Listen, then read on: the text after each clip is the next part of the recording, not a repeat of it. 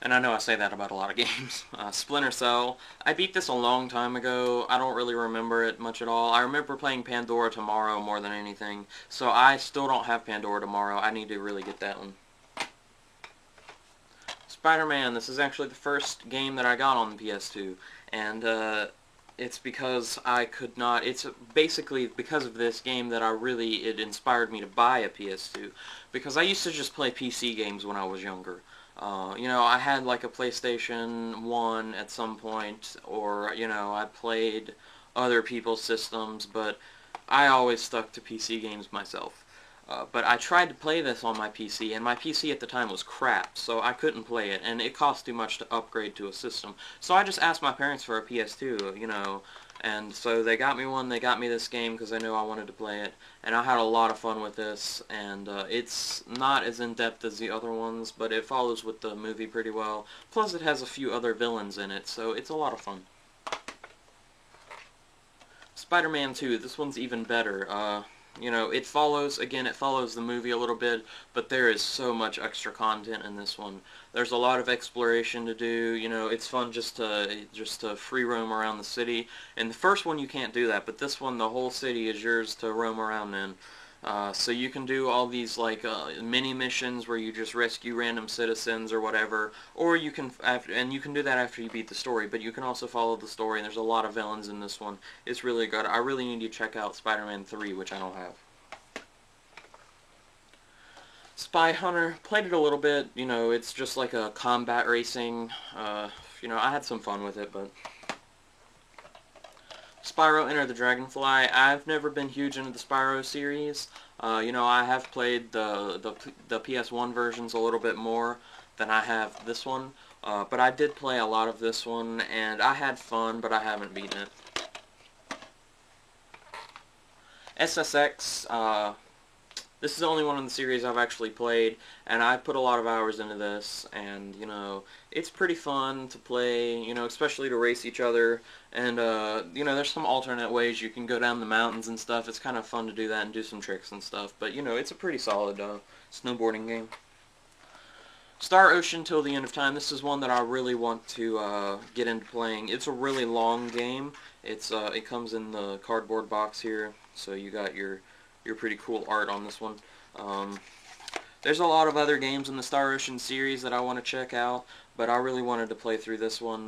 But yeah, from what I've heard, it's super, super long, so I'll get around to it one day.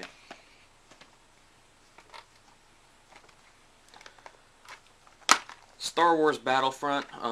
This is one to definitely check out if you haven't. I have not played the second one. But this one it's basically you get to play as all these different classes on either the good side or like the Republic or the Rebels, and and you get to play in like the episodes 1, 2, and 3 time, or into the like the Clone Wars time, or you get to play in the original movies, which is now 4, 5, and 6, and it's a lot of fun. You just capture outposts and all the different planets and stuff, and you get to fight all the other sides, so it's really good. I do want to check out the second one because, it probably has a lot more features in it. Star Wars Starfighter, this is one I got, like, not long after getting my PS2, and I had a little bit of fun with it. I found it quite repetitive, and it was somewhat enjoyable, but it wasn't great. Time Splitters.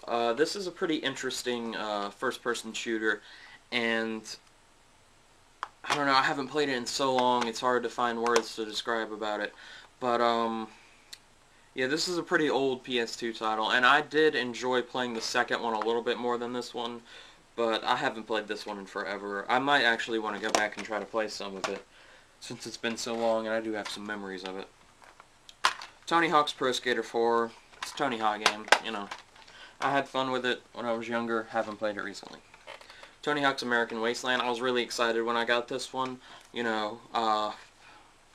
It's a little bit more, it was revolutionary for Tony Hawk games because it had a lot more content in it, and it was more free roaming than any of the ones that had come out so far. Rather than, instead of having levels, it's basically one big world. I don't know, I beat it, and I did a lot of free roaming with it, but it's still not the greatest. My favorite is Tony Hawk's Underground, just because I had a lot of fun with all the moves and the stories in that, and the story in that one. Tribes Aerial Assault. This one I simply got because it said something about Halo on the back. It compared it to Halo, so I wanted to buy it. I had fun with it. It's not as much like Halo as I thought it was going to be, but it's pretty fun to play some death matches with some friends and stuff. It could be a little bit better, but I can't complain about it. I had a lot of memories with this game. Twisted Metal Black. This is a really good one in the Twisted Metal series. I haven't played as much of this game as I really want to since I just got it pretty recently, but I have played a good bit of it. And, you know, it's really fun, like, combat. It's not really even racing, but I guess there is a mode to do racing in this, I believe. But, yeah, it's basically just blow everything up. Unlimited Saga. This is another Square RPG. And, you know, this is based off the Final Fantasy Legends series that originated on the Game Boy a long time ago. And this is the last one in the series. I have not played any of the rest of the series. I don't know how much they tie together, if at all. But I do want to play this one eventually. I don't know much about it, though. Van Helsing. This one my friend, or my neighbor actually, rented. And we played through a bit of it, so I had a lot of fun when I played that, and I wanted to go ahead and get it. I beat it one time, and then I tried to go back and play it again, and I lost interest.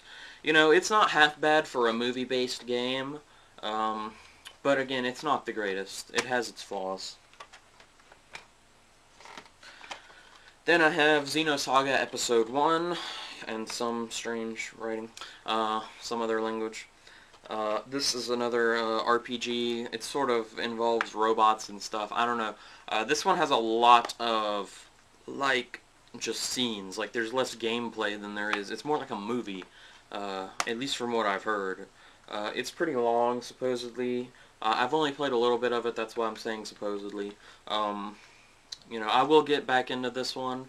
I just really wanted to try it out, because it hasn't been long since I got this one. And then wrapping up my entire PS2 collection, Xenosaga Episode 2. I just went ahead and bought this because it was pretty cheap and I had the first one, so I'll get around to playing this one as soon as I'm done with the first one. So yeah, that is my PS2 collection. I hope you enjoyed it. I will have some more videos, like I'm going to redo my Xbox 360 collection and stuff like that. And I hope the lighting was a little bit better in these next parts. And hopefully this will be down to 4 parts, so I will see you guys later.